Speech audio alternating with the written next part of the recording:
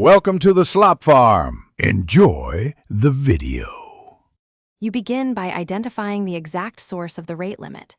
Check the app key or user token, note which endpoint and HTTP method caused the error, and record the timestamp.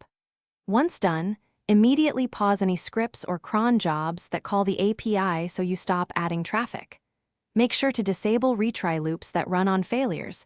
Those quickly compound the problem. This immediate containment prevents further blocks while you prepare to fix the request pattern.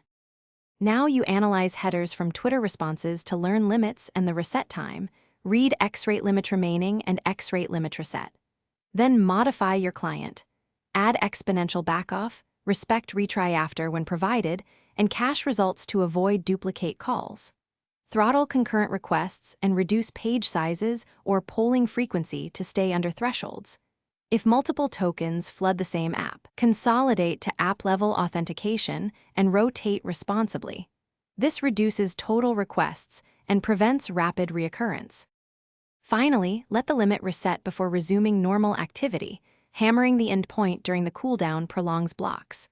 When the window passes, resume with your throttled client and monitor with logs and alerts to detect spikes early. Set dashboards to watch remaining quotas so you get warnings before exhaustion. If problems persist after following these steps, gather your logs, note timestamps and headers, and contact Twitter support. Provide precise evidence so they can investigate. Thanks for watching. Consider subscribing if we helped you today.